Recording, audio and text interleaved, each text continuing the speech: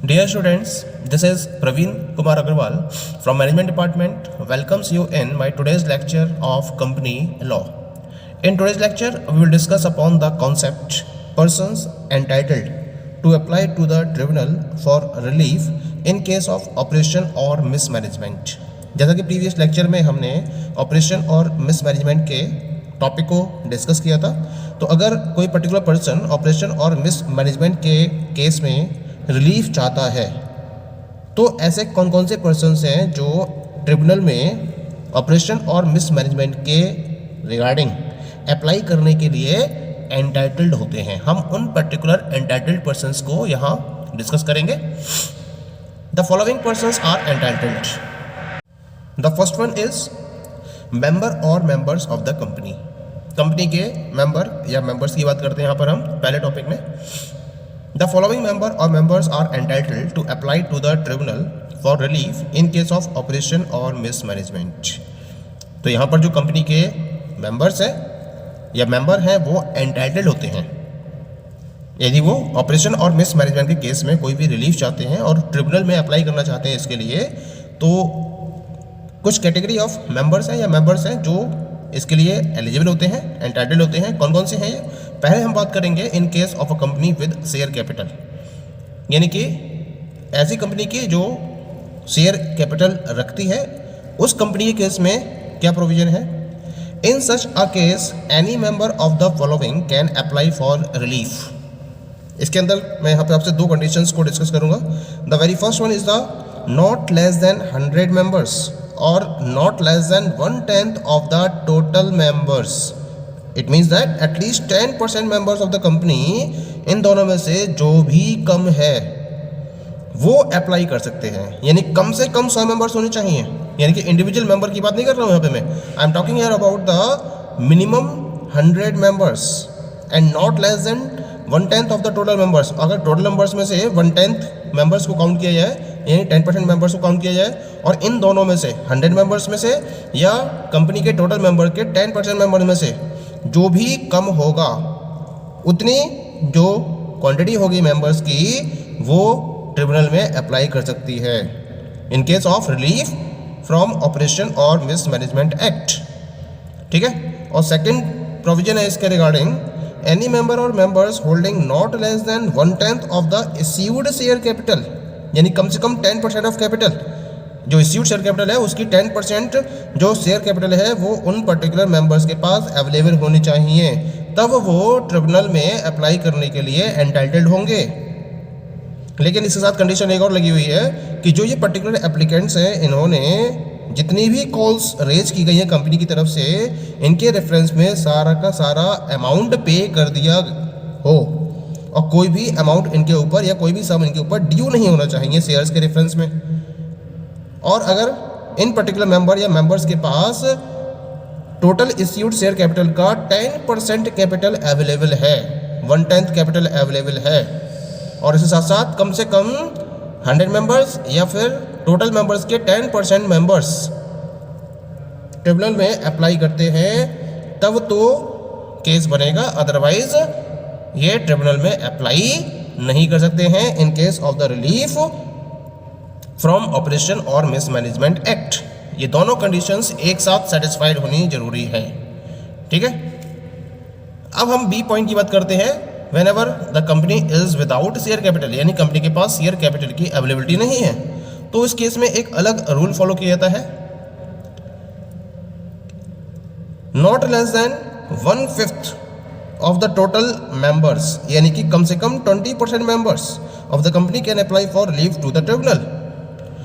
कोई एक particular member नहीं आएगा, बल्कि क्या होगा कि कम से कम 20% member of the total number of members या 1/5 of the total number of members can apply for relief in the to the tribunal. कम से कम 20% मेंबर्स होने चाहिए ऐसी कंपनी के रेफरेंस में जो विदाउट शेयर कैपिटल अवेलेबल है। ठीक है। However, the tribunal may, on the application made to it in this behalf, waive all or any of the requirement specified above, so as to enable the members to apply to the tribunal। ये tribunal पर depend करता है कि अगर इस behalf पर कोई भी पर्टिकुलर एप्लीकेंट या मेंबर एप्लीकेशन को फॉलो करता है तो वो इन रिक्वायरमेंट में से किसी पर्टिकुलर रिक्वायरमेंट या सारी की सारी रिक्वायरमेंट में वेव ऑफ कर सकती है और उसके बेसिस पर उस पर्टिकुलर मेंबर को ट्रिब्यूनल में अप्लाई करने के लिए एबिलिटी प्रोवाइड कर सकती है। यानी कि अगर ये कंडीशंस सेटिस्फाइड नहीं भी होती हैं तो उस केस में क्या होता है, ट्रिब्यूनल के पास ये अधिकार होता है, ये राइट होता है कि वो इनमें से किसी भी पर्टिकुलर रिक्वायरमेंट को या सारी की सारी रिक्वायरमेंट्स को वेव ऑफ कर दे उस पर्टिकुलर मेंबर के लिए और उसको एबिलिटी प्रोवाइड कर देती है ट्रिब्यूनल में अप्लाई करने के लिए। ये डिपेंड करता है ट्रिब्यूनल पर। ओके, ऐसे इसमें केस और बनता है कि अगर जॉइंट होल्डर्स हैं तब क्या केस बनेगा। तो हम जॉइंट होल्डर्स को 1 काउंट करेंगे जब कंपनी के कुछ शेयर्स 2 या 2 से ज़्यादा पर्सन्स के द्वारा एक साथ रखे जाते हैं। दोनों ने इन्वेस्टमेंट कलेक्टिव वे में करा है लेकिन उन दोनों के नाम पर हैं, जॉइंट होल्डर्स का केस बन रहा है यहाँ पर। तो उस केस में उनको एक सिंगल मेंबर के तौर पर काउंट किया जाएगा, ये भी ध्यान रखना है। ठीक है, ऐसे ही अगर कोई भी एंटाइटल्ड मेंबर है तो वो दूसरे मेंबर्स की कंसेंट के बेसिस पर ट्रिब्यूनल में अप्लाई कर सकता है। Where any member of a company are entitled to make an application, any one or more of them having obtained the consent in writing of the rest may make the application on behalf and for the benefit of all of them। यानी कि company के अंदर कोई भी एक particular member क्या कर सकता है, एंटाइटल्ड है एप्लीकेशन को फॉलो करने के लिए, लेकिन क्या करना चाहिए उसे बाकी के सारे मेंबर्स की कंसेंट राइटिंग में लेनी होगी और उन सारे पर्टिकुलर मेंबर्स की कंसेंट के बाद उनके बिहाफ पर और उनके बेनिफिट के लिए वो ट्रिब्यूनल में मिसमैनेजमेंट और ऑपरेशन में रिलीफ के लिए ट्रिब्यूनल में अप्लाई कर सकता है। तो कोई भी मेंबर एंटाइटल्ड है, बस क्या होना चाहिए कि रिटन में परमिशन होनी चाहिए from the rest of the members, यानी कि उनकी कंसेंट होनी चाहिए उसके पास, उसके बिहाफ पर वो ट्रिब्यूनल में अप्लाई कर सकता है। पॉइंट क्लियर हो रहा है? ठीक है, तो ये तो बात हो गई इन केस ऑफ द मेंबर और मेंबर्स ऑफ द कंपनी। इसके अलावा सेंट्रल गवर्नमेंट भी ट्रिब्यूनल में अप्लाई कर सकती है मिसमैनेजमेंट या ऑपरेशन के रिगार्डिंग। कब होगा ये? When the central government is of the opinion that the affairs of the company are being conducted in a manner prejudicial to public interest, it may itself apply to the tribunal for an order. यानी कि अगर central government को ये लगता है कि जो company के अफेयर्स हैं उनको इस तरीके से कंडक्ट किया जा रहा है कि ये पब्लिक इंटरेस्ट के लिए प्रेजुडिशियल है या ऑपरेसिव है, पब्लिक इंटरेस्ट का उत्पीड़न कर रहे हैं, इस तरह से कंपनी के एक्ट को या कंडक्ट को फॉलो किया जा रहा है, तो उस केस में सेंट्रल गवर्नमेंट खुद से भी ट्रिब्यूनल में अप्लाई कर सकती है मिसमैनेजमेंट और ऑपरेशन में रिलीफ के पॉइंट ऑफ व्यू से। ठीक है, इसके साथ साथ और कौन अप्लाई कर सकता है? This is the legal representative. जैसे कंपनी के अंदर कोई भी डिसीज्ड मेंबर है तो उस डिसीज्ड मेंबर के बिहाफ पर लीगल रिप्रेजेंटेटिव को अपॉइंट किया जाता है। यानी कि ऑपरेशन ऑफ लॉ के बेसिस पर जिस पर्टिकुलर पर्सन को शेयर्स ट्रांसमिट किए जाने हैं वो पर्सन क्या कहलाएगा? लीगल रिप्रेजेंटेटिव कहलाएगा।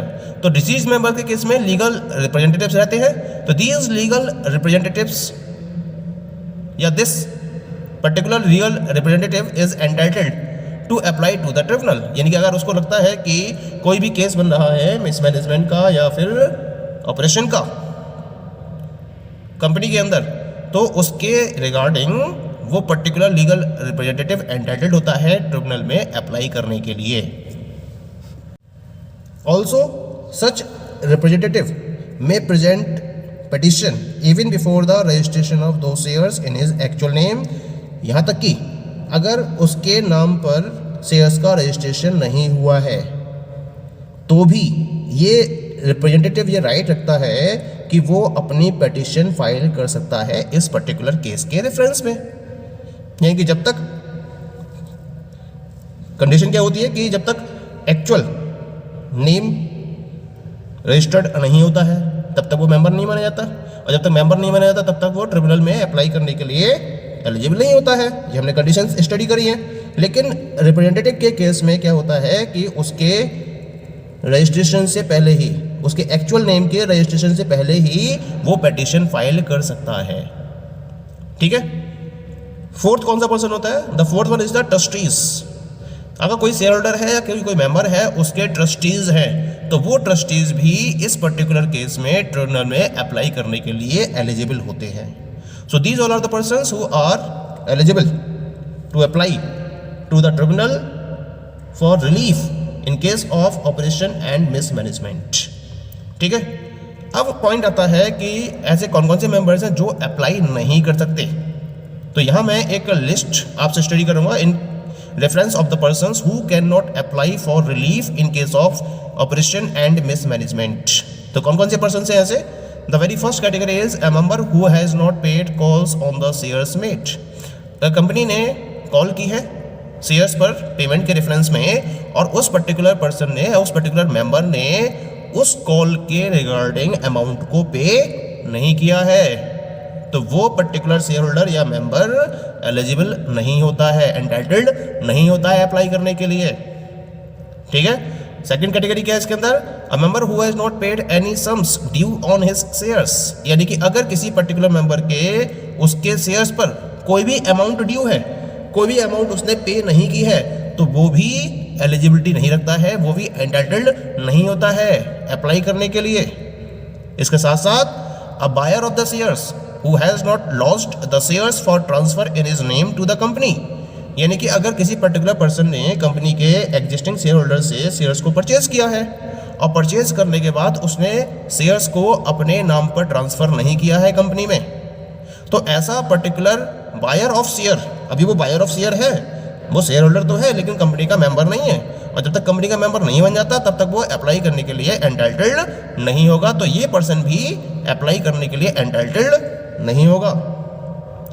पॉइंट क्लियर हो रहा है? ठीक है। And the last one is that a share holder of a holding company can not file petition against the subsidiary of the holding company. यानी कि अगर किसी होल्डिंग कंपनी का कोई शेयर होल्डर है, तो वो उस होल्डिंग कंपनी की सब्सिडरी के अगेंस्ट में कोई भी फाइल पिटीशन नहीं कर सकता है। हाँ, जिस कंपनी का मेंबर है वो होल्डिंग कंपनी का मेंबर है, तो होल्डिंग कंपनी का मेंबर होने के नाते वो क्या कर सकता है, उसके रेफरेंस में पिटीशन को फाइल कर सकता है अगर मिसमैनेजमेंट और ऑपरेशन का केस बनता है। लेकिन अगर मैं कहूँ कि होल्डिंग कंपनी की सब्सिडरी के केस में वो फाइल को पिटीशन कर दे, तो वो पॉसिबल नहीं है।